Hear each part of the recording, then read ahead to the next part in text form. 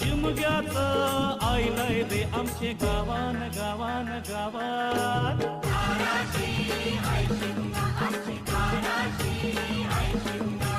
बारा महिन्याचे 15 दिवसाचा केलं तो यो शिमगा.